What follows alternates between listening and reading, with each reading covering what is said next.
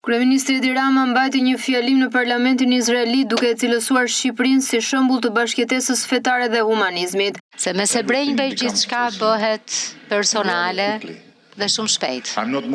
Unë nuk jam musliman. Gjysma ime më e mirë është muslimane. Unë jam katolik. Dy fëmijët tanë më të rritur nga kapitujt të mëparshëm të jetës sonë janë të krishterë ortodoks. Dhe më i vogli, djali ynë, 11 vjeçar, do ta vendos vetë një ditë, por duke parë entuziazmin e tij të papërmbajtshëm, sa herë i thuhet se mund të lëm dëshirat e muri lotëve, ideja se një ditë ai mund të zgjedhë të bëhet hebre nuk është as pak e pabesueshme. Ai kujtoi se gjatë luftës së dytë botërore shqiptarët shpëtuan hebrejnë duke i ruajtur ata nga nazistët dhe se vendi ynë ishte i vetmi në Europë që pas luftës kishte më shumë hebrejnë se sa kishte pasur para saj. Jam plotësisht i sigurt se Shqipëria, të cilën e përfaqësoj me krenari, dhe populli i vendit tim që qëndroi si pak kusht të tjerë bën pranë popullit hebre, e meritojnë me të vërtet çdo respekt nga shteti i Izraelit. Ashtu, siç e meritonin edhe medaljet e rrallë presidenciale të nderit që shkëlqësia e tij, presidenti Herzog, mik fisnik dhe besnik i Shqipërisë, akordoi për mua. Rama njoftoi hapjen e një muzeu në Vlorë që do të tregojë historinë e shqiptarëve që ndihmuan hebrejt që nga shekulli i 16. Ai tha se kjo kujtesë historike duhet të shërbejë për të edukuar brezat e rinj dhe për të transmetuar mesazhin e humanizmit dhe solidaritetit. Dhe me pok të krenarisë, së shpejti do të hapim muzeun ton të parë kushtuar mbrojtjes së shpëtimit të hebrejve në qytetin e Vlorës. Dikur qyteti më i madh mesjetar i Shqipërisë, ku pagjejeni, në shekullin e 16, hebrejt që iknin nga persekutimi në Perëndim përbënin më shumë se sa gjysmën e popullsisë së tij.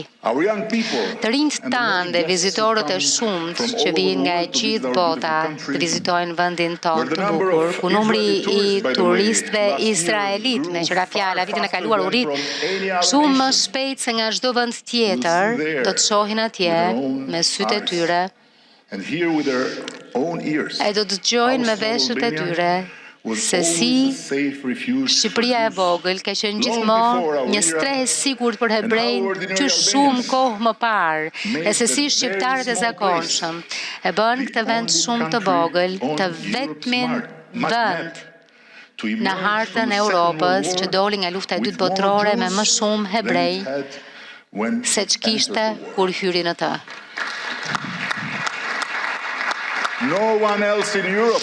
Askush tjetër në Europë nuk mund të pretendojë një faqe kaq të pastër historie, pa asnjë hebre, pa as edhe një të dorëzuar te nazistët.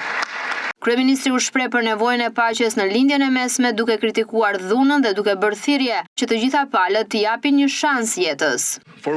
Ata kanë gatruar kishtin me atë çka kishte tregonte dhe kësaj duke bërë këtë, dështuan të kuptojnë se xhelati i Gazës është Hamasi, askush tjetër përveç Hamasit.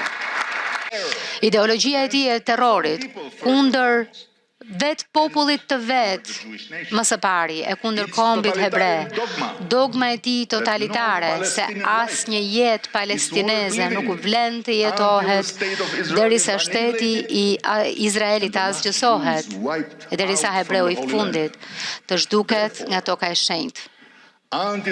Prandaj derisa Hamasi të shmontohet e shpërbëhet plotësisht, 2 milion të burgosurit e tij nuk do të jenë kurrë vërtet të lirë dhe asnjë paqe nuk do të jetë gjatë.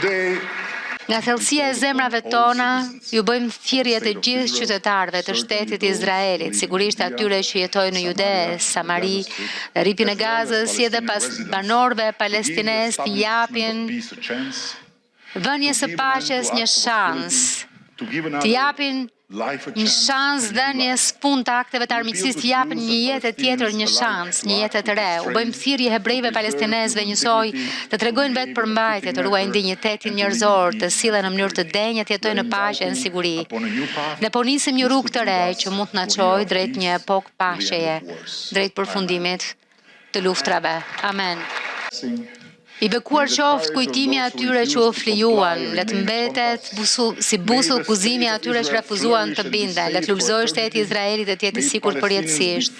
Le të jenë palestinezët e lirë të jetojnë me dinjitet në shtetin e tyre dhe le të mbeten dy kombet tona, të vogla, por të mëdha në shpirt, të lidhura për jetë, jo vetëm nga historia, por edhe nga përkushtimi i përbashkët për ta mbajtur njerëzimin njerëzor.